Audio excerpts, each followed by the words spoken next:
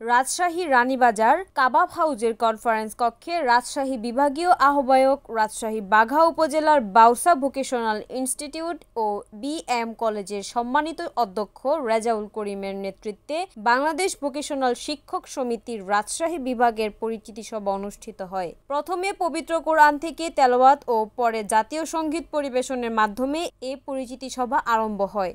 অনুষ্ঠানে প্রধান অতিথি হিসেবে উপস্থিত ছিলেন বাংলাদেশ ভোকেশনাল শিক্ষক সমিতি কেন্দ্রীয় কমিটির সাধারণ সম্পাদক আলমগীর হোসেন।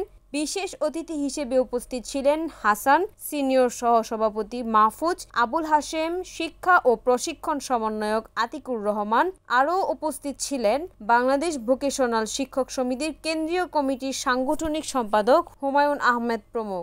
বিশেষ অতিথি হিসেবে উপস্থিত ছিলেন হাসান, সিনিয়র সহ-সভাপতি মাহফুজ, আবুল হাশেম, শিক্ষা ও প্রশিক্ষণ সমন্বয়ক আতিকুর রহমান। আরও উপস্থিত ছিলেন বাংলাদেশ ভোকেশনাল শিক্ষক সমিতির কেন্দ্রীয় কমিটির সাংগঠনিক সম্পাদক হুমায়ুন আহমেদ প্রমুখ। বাংলাদেশ ভোকেশনাল শিক্ষক সমিতির রাজশাহী বিভাগীয় কমিটির আহ্বায়ক অধ্যক্ষ রেজাউল করিম সভাপতি বক্তব্যে তিনি বলেন, আহ্বায়ক কমিটির মাধ্যমে, আমাদের কেন্দ্রীয় নির্বাহী কমিটির মাধ্যমে আমাদের কারিগরি শিক্ষকরা, আমরা যারা শিক্ষক রয়েছি তারা বিভিন্নভাবে বঞ্চিত। আমাদের যে ট্রেনিং ব্যবস্থা রয়েছে, প্রশিক্ষণের ব্যবস্থা রয়েছে, সেখান থেকে আমরা বঞ্চিত। আমরা সকল আমাদের বেতনের উপর বৈষম্য রয়েছে, আমাদের ভৌত কাঠামোর বিষয়ে বৈষম্য রয়েছে, আমাদের ডিজিটাল লেভেল প্রকারে বৈষম্য রয়েছে, আমাদের ডিজিতে গিয়ে কথা বলতে গেলে বাধাপ্রাপ্ত হয়, বোর্ডে গিয়ে কথা বলতে গেলে বাধাপ্রাপ্ত হয়ে থাকি। কারণ এদেশে টিটিসি বলেন, পলিটেকনিক্যাল বলেন, কয়টি রয়েছে, কিন্তু আমাদের ভোকেশনাল বিএম কারিগরি শিক্ষা ব্যবস্থা যথেষ্ট পরিমাণে রয়েছে।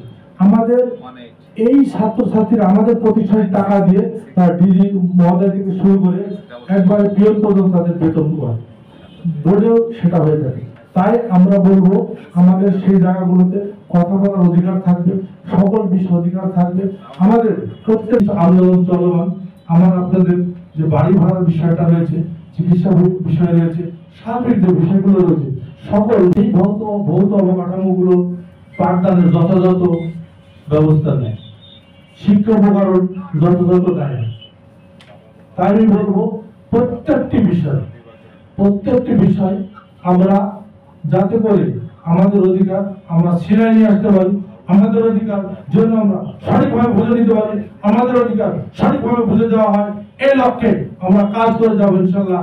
আগামী দিনে রাজশাহী জেলার রাজশাহী বিভাগের পক্ষ থেকে ওই ঢাকাতে আমরা বোঝাতে হবে, ওই ঢাকাকে আমরা দেখাতে হবে, ওই ডিজিতে আমরা বোঝা দিব, ওই বোর্ডে আমরা দেখাতে হবে যে না, রাজশাহী বিভাগের সকল শিক্ষকরা সচ্ছল হয়েছে, আমরা অন্যায়ের জন্য না, আমাদের অধিকার আদায়ের জন্য সচ্ছল, ঠিক কিনা? তাই বলবো আপনারা যে দায়িত্ব দিয়েছেন আমার উপরে, সে দায়িত্ব আমি এই আহ্বায়ক কমিটি গঠনের পরে আজকে আমাদের প্রথম মিটিং, প্রথম সভা, আমি আপনাদের কাছে সম্মান জানিয়ে শ্রদ্ধা রেখে আপনাদের কাছে বিনয়ের সহিত বলতে চাই, আপনারা আমার পাশে থাকবেন। আপনারা যদি আমার পাশে থাকেন, সহযোগিতা করেন, তাহলে আপনাদের অধিকার, প্রত্যেকটি অধিকার আদায় করে নিয়ে আসবো ইনশাআল্লাহ, ওই ডিজি থেকে, ওই বোর্ড থেকে।